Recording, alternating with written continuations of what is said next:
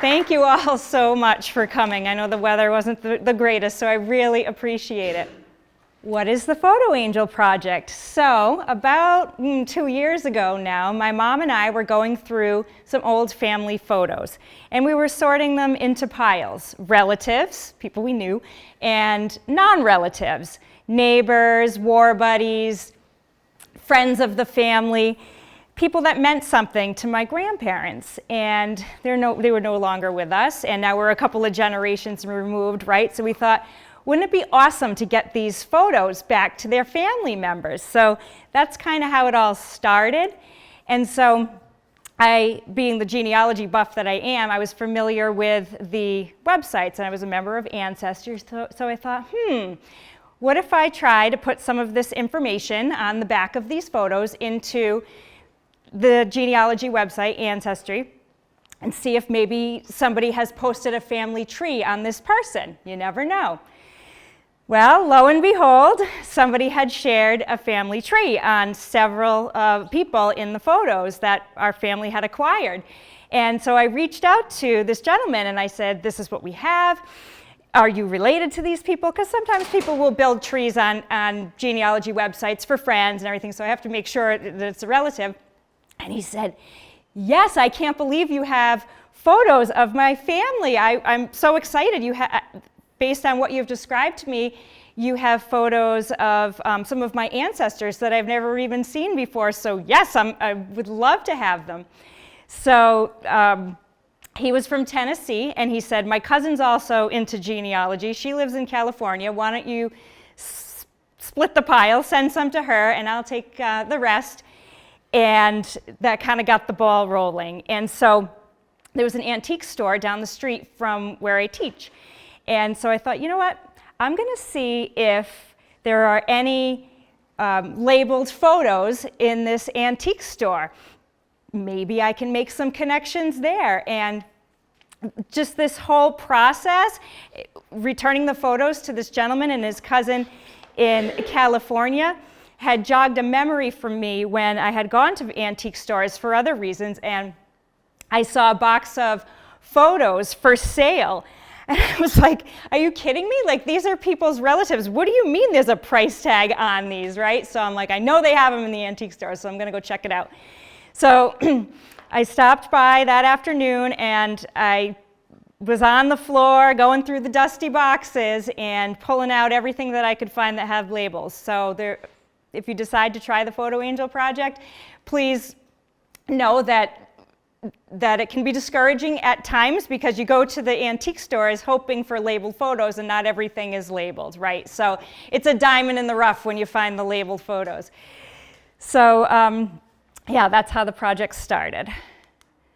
Okay, so who inspired my love of genealogy and old photographs? I would be remiss if I didn't mention key 3 people who planted the seeds long ago without even knowing it, that inspired me on this journey. So we have my grandmother, Hazel Chapman Norton. This is my dad's mom. She was also a teacher.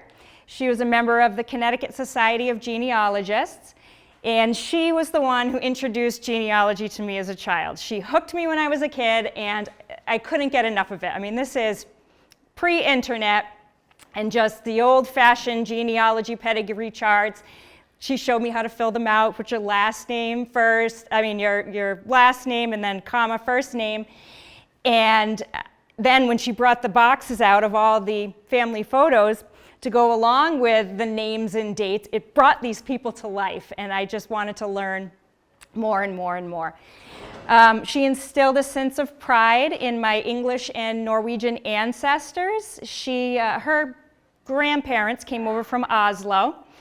And because she was so into genealogy, she had traced my grandfather's side as well and learned that we're cousins with Louisa May Alcott, the author of Little Women. So I was able to join the Daughters of the American Revolution through that Alcott line, as well as the General Society of Mayflower Descendants through her ancestor, William Bradford. So just so many fun things with genealogy. And this is my mom's dad. So I had the genealogy bug coming at me from both sides of my family. This is Walter Strawn. He was a World War II veteran from Connecticut who served in the Pacific Theater. He had a really deep sense of family pride, especially in his Civil War ancestor, Private James Strawn, who died at Andersonville Prison Camp in Georgia. I grew up hearing stories about my ancestor who had suffered and died at Andersonville, and a few years ago, my family had made a trip down to Andersonville to pay our respects. And let me tell you, even if you don't have relatives buried in Andersonville, if you ever have an opportunity to visit, it's absolutely breathtaking, beautiful, sobering, well-kept, just a national treasure. They have a wonderful museum as well. So my grandfather was big into the visuals as far as genealogy goes. He had created visual family trees for both his side and my grandmother's side. So for example, it would start with his Civil War ancestor, a picture of him, and then pictures of his 4 sons. I'm descended through one of them. The others didn't have children, and so on and so forth, down to my mom and my uncles. And same for my grandmother's side. And it was just so fun because it would prompt me to ask questions. My grandparents lived in Connecticut, so we would visit often, and it would prompt me to ask questions about them. And I'm so happy that I had caught the bug at such a young age, because sometimes it's too late, and these people who are libraries of information pass on, and then, so it's really important to talk to your older relatives while you still have them about your family histories. He shared the oral histories of his family members, and right here we have something very important. He stressed the importance of labeling photos. It was wonderful. I knew who everybody was on that side of the family because he was meticulous labeling photos. And then we have person number 3. This is his sister, my great aunt Jen, who those of you who know my mother know she looks exactly like her. She was also a teacher, so talk about things coming on both sides of the family as far as genealogy. Well, teaching too. It was in my blood. She was also passionate about genealogy. She never married, but she traveled to find information on our English and German ancestors. And she passed down the photos as well as the heirlooms. We come from a small family on this side of the family, so because I was interested in genealogy, I became the family historian / curator of the relics, if you will. So I'm very thankful that she took the time to label all of the items as well. So for example, I have this beautiful pin that belonged to her mom, my great-grandmother, and if it was just tossed in a box, I would have assumed it was from somebody in my family, but I wouldn't know. And she has everything all written out. It's wonderful. All right. Okay. So what was your first success story? So I talked a little bit about this in my introduction. This was one of the pictures that our family had of the family from Tennessee. So somewhere along the line, when my great aunt, who I just spoke about, was doing some research on our Strawn side. Now our Strauns are spelled S-T-R-A-U-N. This gentleman's family is spelled S-T-R-A-W-N. She was trying to make the connection. Couldn't make the blood connection, but they became really good friends. So in this pile of photos that had been passed down in our family, we had pictures of Jim Frank Strawn visiting my relatives in Bristol, Connecticut, and vice versa. I have some cool pictures of my great aunt and her sister visiting them in Tennessee. So we swapped, and it was just so heartwarming, so wonderful, and it just really, the Photo Angel Project was born after this reunification. Okay. Success. So what next? And again, I mentioned the antique stores and flea markets, treasure troves of genealogy information. You would be shocked at how much is in these places with regard to family history. I told the story about seeing the discarded photos and how my heart sank. I'm like, how can people's photos be for sale? I couldn't comprehend it, really. Yeah, I started purchasing photos that were labeled, and that's key. You're going to hear me use the word labeled a lot. Oftentimes I get the question, I have the photo, but I don't know who it is, and I don't use photo recognition technology, so unfortunately at this point in time, those photos are lost to history. Yeah, and so then I use my methods, and so the success stories started rolling in, and I thought, you know, I want to encourage other people to do this and to experience the joy that I feel when I return the family photos, so maybe I'll start a Facebook group and start chronicling these stories. And so I did, and we have in this audience the very first Facebook member. I told you I was going to embarrass you, Jill. This is my friend Jill. She is member number 1 in the Photo Angel Facebook group, which now has 25,000 members.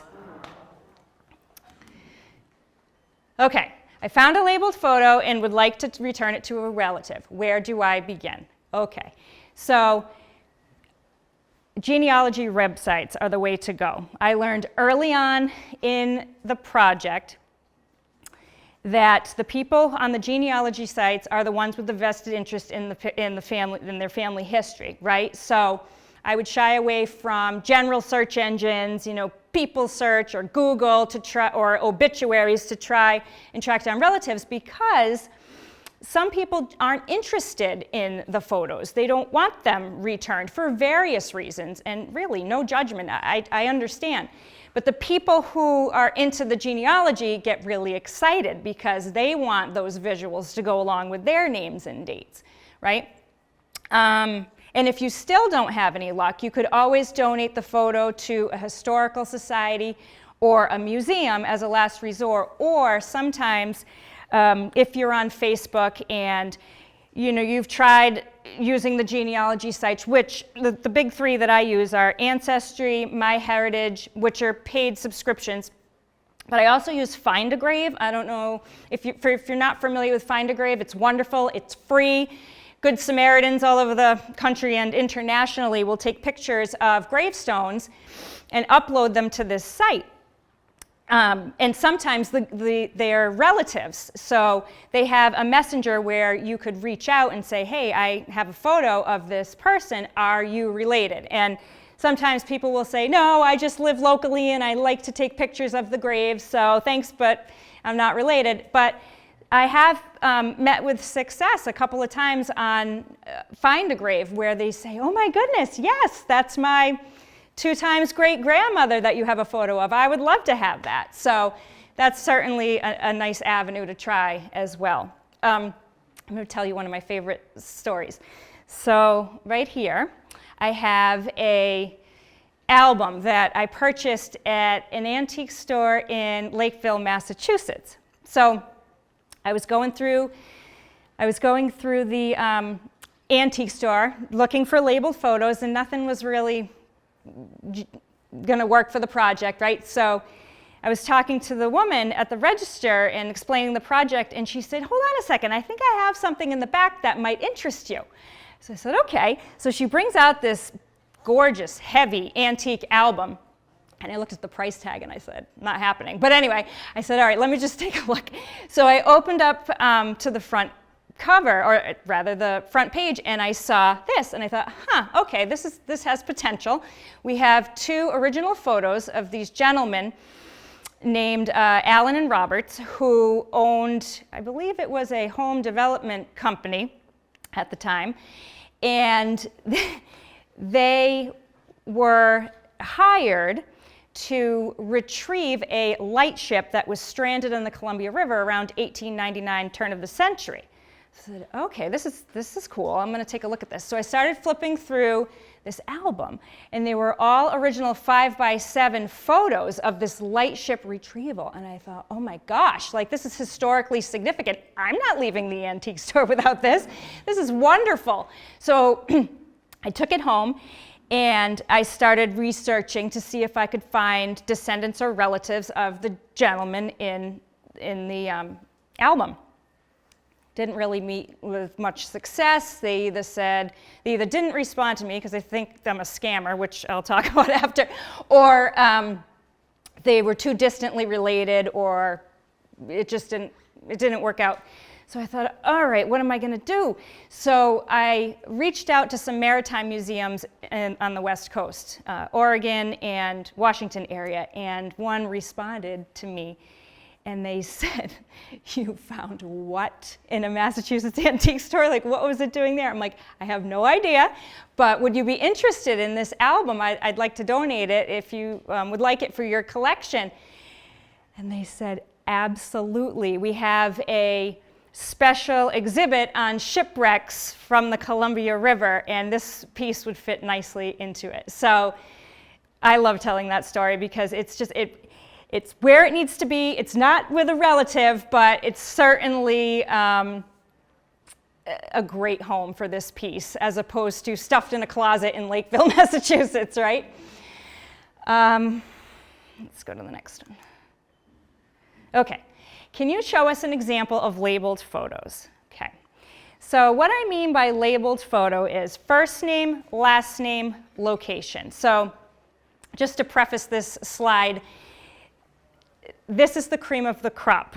And again, don't be discouraged if you try the antique stores and you find photos that don't have any information on them. Keep trying. They're out there. So this photo I found at Redbridge Antiques on the east side of Providence in the initial stages of the project. And it's great because it has the name on the reverse side of the photo typed out, which is actually quite unusual. Usually, I can read cursive. I grew up in the generation that taught it. But I had a hard time with a lot of the photos trying to decipher people's handwriting. But this one was typed out, so it was wonderful. So we have Hugh G.W. Counts of Kansas. So this is called a cabinet card. You'll see a lot of these when you're in the antique stores. And they're called cabinet cards because they were displayed in people's cabinets a long time ago. And they were around like the 1880s to 1900 before they started with other kinds of photos. And so cabinet cards are wonderful because you have a starting point. They're going to put the location of the photographer on the cabinet card. So we know that it was taken in Topeka. So that gave me a clue for my research. And this one was great because it also had the birthday on it. And so I had all the pieces that I needed to go on the genealogy websites and cast a wide net. I will message anybody that has a tree on this person. And my general rule of thumb is it goes back to the person with the closest relationship to the person in the photograph. And some people say, well, what do you do if the cousin reaches out first and then the granddaughter? And so in that case, I put it on them and I explain. And 100% of the time, the people have said, I'll take the digital copy. Please send the original to the closer relative. So it hasn't been an issue. All right, another question I get. Do you reunite other pieces of ephemera with relatives or just photos? So for the Photo Angel project, I primarily focus on the photos because if you go into an antique store and you see all of these wonderful items that can be returned to family, you can get distracted. So I try to use my tunnel vision and go with the photos, but certain items call to my heart and I can't leave them. I have to take them. So I've returned baptism certificates, high school yearbooks. There's a lot of those in the antique stores. Funeral memorial cards like this. They were so beautiful and ornate back in the 1800s. High school diplomas, letters, postcards, historical albums like the one I just showed you. Christmas cards. I had no idea that antique stores had so many Christmas cards, and it makes sense. I spoke with the owners of the antique stores, and I said, in the beginning stages of the project, and I said, how do you acquire all of these items? And they said, primarily through estate sales. So somebody passes on and they have 50 years of Christmas cards that people have sent from all over the country, that's how they end up there. And passports are really cool, especially the ones in the early 1900s, and they're chock full of information. So yes, in certain cases I have returned items, and people have been really generous. They'll send me items and photos as well, which is cool. So I love coming home from school and checking the mailbox because photo angel mail is so much fun, and it's coming in from all over. How do you organize your photos? So I have 4 main categories. I have my new photos that I'm working on. I have my pending photos. Those are photos where I've reached out to potential family members, but I haven't heard back yet, so they're kind of in limbo. I have my challenges file. So after a certain amount of time, if I haven't heard back from anybody, I'll file them in my challenges file, but I'll keep them because I've had people respond to me months or up to a year after, oh my goodness, I haven't checked my ancestry. Do you still have the photo? And sometimes I do, and sometimes I don't. But even if I don't have the original, I keep all of the digital copies so I can send those to the relatives. And then my favorite is the to be mailed. So Mr. Photo Angel over here and my mother are great about going to the post office for me. Again, yeah, it's the inventory's coming and going all the time. What is my greatest challenge? My greatest challenge is when I reach out to potential family members, but they don't respond to me because they mistakenly think I'm a scammer and they're reluctant, and I totally understand. But it's sad because I could have in my hands a photo of their great-grandfather and they're just too nervous to respond. So when I reach out, I try to give as much information about the photo and about the project as possible. And I've had people respond, days after, and they'll say, I Googled you, you look legit, all right, you're cool, I'll take the photo. And I'm like, oh, I'm so glad because you're really gonna love this, this is special, so, yeah. Okay, this is one of my favorite success stories. I was giving a presentation at the, Tiverton Historical Society, just like this, and after the presentation, a woman came up to me with this gorgeous antique album, and I thought she was just going to anyway, she said, I got this album about 50 years ago in an antique store, and I heard about your project, and I'd like for you to have it. And I was like speechless because this album in itself, at an antique store would go for hundreds of dollars. And I'm like, please let me give you something for this. No, this is my donation to the project. Have fun, work your magic. Oh my gosh, okay. All the photos were labeled, and I was like, oh. So it was most of the photos, I would say about 98% of the photos were from relatives of the Sabert family. So I reached out on my genealogy websites, and I connected with this gentleman named Stuart Breitzman out of Freeport, Maine. And he said, let me tell you that I am related to virtually everybody in that album. He said, you have a photo of my dad as a little boy that I've never seen before, and his father, and all my aunts and uncles and cousins and everybody else. There were like 2 photos that we weren't able to make the family connection to. They might have been friends of the family or we don't know. And what was even more exciting was there was a historically significant photo in this album. And this is his ancestor, Lieutenant Gilbert Saber, from the Rhode Island Cavalry. He had never seen a photo of his Civil War ancestor. If you look online, his Civil War ancestor has a book published about his experiences surviving multiple Civil War prison camps, one being Andersonville. So we had this personal connection going on too. So he said to me, I said to him, I said, all right, album's yours. What's your address? I'll mail it up to me. Nope, I'm coming to see you. Okay, so he said, I'm retired and I want to make the trip down. I want to meet you and talk about these pictures. So he came to my house, brought his laptop. We went through every picture and verified who everybody was. We spent a wonderful afternoon together, and we've become really good friends. And my favorite part of all of this is that he's a retired photographer.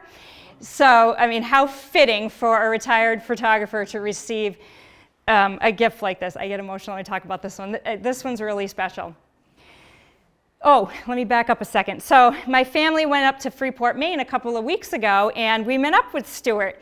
And he came with us to some antique stores. He said, I want to see it in action.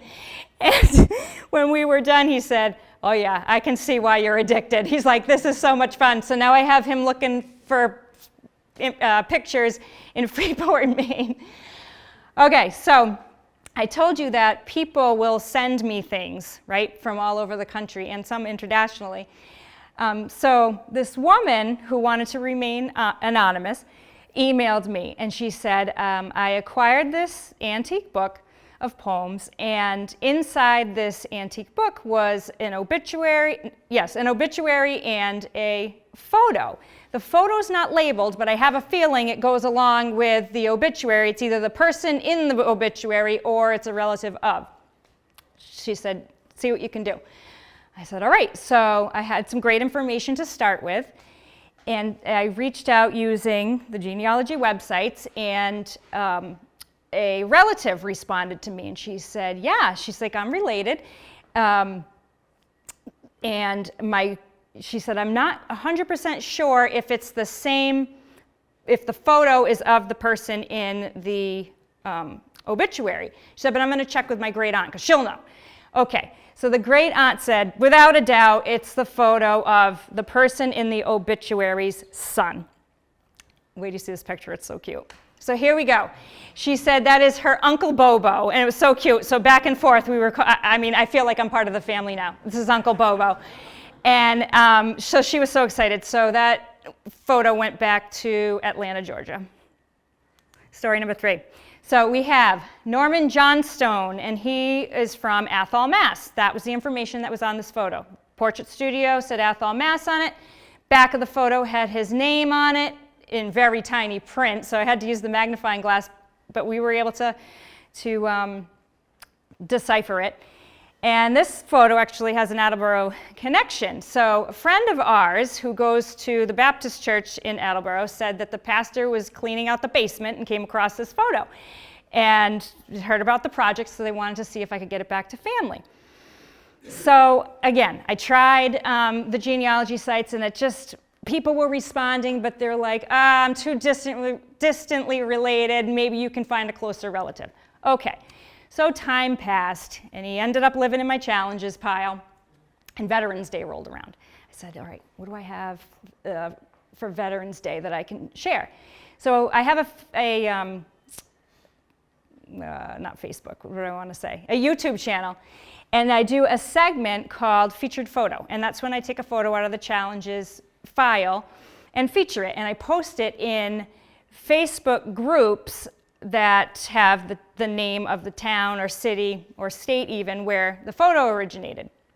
And so I joined the Athol, Mass Facebook group, and I shared my video.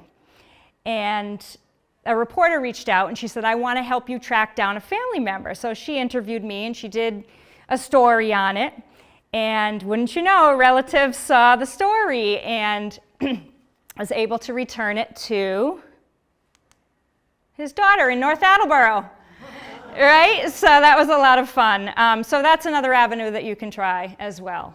So she was very thankful, and she told me all about how he was born in Scotland and had come over to the United States when he was very young, and the family resemblance of the two of them, it was cool. It was like the picture came alive when I saw her because I could see her dad in her.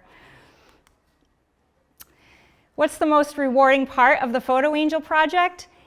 Hand delivering the photos to relatives, I find is really fun. And again, these photos are going all over the country and all over the world, so I don't always have the luxury of meeting people in person, but when I do, it's very, very rewarding.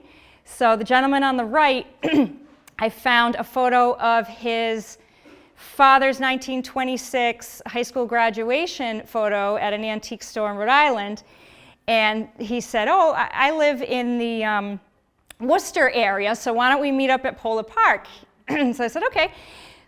Awesome guy. He brought his family album and he showed me photos of his, Italian immigrant ancestors who had come over and established a dairy farm. And this dairy farm grew into this milk production company for the whole area where he's from. If any of you are from the Boylston, Massachusetts, or West Boylston, Massachusetts area, you'll know of Miola's Dairy.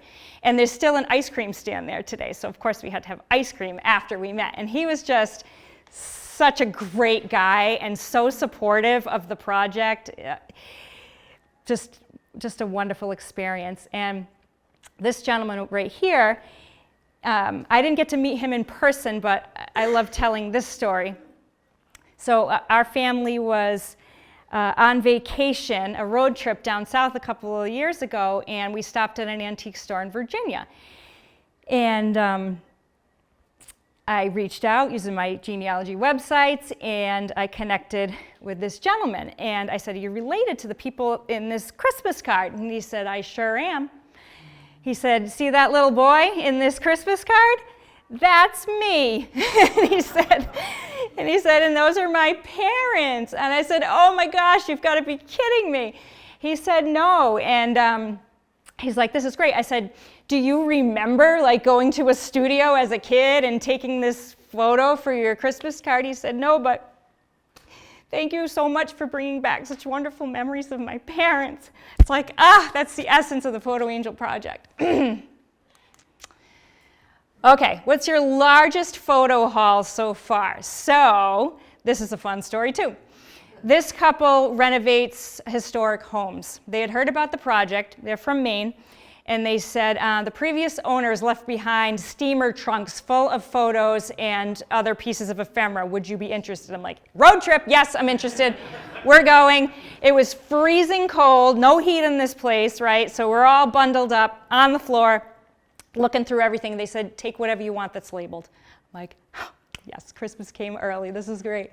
So most of the photos ended up going to a relative in Missouri who scanned all the photos. She's the family historian, right? So she said that she is taking good care of all the hard copies, and she scanned everything and distributed all of them to her family members. And it just goes to show you that kindness begets kindness, right? So it just started out with these guys reaching out to us and us going and reaching out to the relatives and then her passing it on. It's just wonderful. And this story made their local newspaper. It was a lot of fun. So the house should be updated, right, pretty soon, because when we saw, they were doing like initial renovation. So that'll be kind of fun to see it when it's all set. What is the Photo Angel Wings program? All right, so in the Photo Angel Facebook group, I have an incentive program to encourage other people to join in and participate in the project. So if you return a photo to a person you're not related to, then I'll send you a pair of white wings. And if you do the same for 5 people that you're not related to, and 5 different people, not people in the same family, you earn silver wings, and then 10 or more, you earn gold wings. It took a while for me to hand out my first set of gold wings, but somebody got it a couple of months ago, and since then we've had a couple of more. So people are inspired by this program, and it's fun. And I need to add that I've also added a set of pink wings for people who have returned an item. Do you return photos to families free of charge? Yes, I do. This is my calling, my passion project. It brings me great joy to return these photos to families. It's my treat to them. But I have to say that people have been extremely gracious and generous. They'll send stamps and it helps so much because there's so much mailing that takes place. Envelopes, mailing supplies, monetary donations, and actual photos, which is fun. And, oh, I just updated this slide actually because I have a new one. Where have you sent photos? So the teacher in me has a map of the United States in my house, and each time I return a photo to a particular state, I put a pin in it. So far, I've returned photos to 48 US states. The two that I have left are New Mexico and South Dakota. Haven't returned photos to them yet. I've also returned photos to the United Kingdom, some in England, some in Scotland, Canada, Germany, Australia, New Zealand, and of course my goal is to complete the map. All right, where can I find more information on the Photo Angel project? I have a website, I have the Facebook group, that's the most active, I have to say. Also an Instagram and the YouTube channel. And these are just some other articles and shows where you can find information on the Photo Angel project. So I was on the Today Show, which I'll talk about. Family Tree magazine did an article on it. That was fun, going to all the Barnes and Nobles around here to find that magazine. The Boston Globe, really, I have to thank the Boston Globe writer Stephen Ear, who did the article and put the Photo Angel project on the map. Because of that article, it caught the attention of the producers of the Today Show, who said they were just sitting on that and waiting for the right time to do the show. The Daughters of the American Revolution publishes the American Spirit magazine. There was an article about the project there, as well as the Mayflower Quarterly. Guidepost magazine did an article. That's a Christian magazine. GBH News Boston. In the very beginning of the project, I did an interview with Jim Browdy. If you're familiar with the show Chronicle, I was on that as well. And my international interview was through Oxfordshire Live, and that was cool. Somebody anonymously sent me 2 mortgage transfer papers from the late 1800s, early 1900s, and I connected with a relative somewhere in the western United States, but because it had those Oxfordshire ties, they did an article on it, and that was pretty fun. Okay, so I was at school checking my email, and all of a sudden I see NBC External. I said, what in the world is this? My teacher assistant said to me, "Are you okay? You look like you just saw a ghost." I'm like, "Come here, look at this." So we opened up the email, and it was from the producers of the Today Show, and they said they wanted to come to my home and interview me about the project over February vacation. This was last year, actually around this time last year. So that was very exciting, and because of the segment that aired last March, in one day, because of the national exposure, the Facebook group grew in one day by 5,000 members. It's amazing, and I was thrilled because, again, I want to get the message out. I want people to experience the joy that I feel, and let's get these photos back to the families where they belong. Thank you guys so much.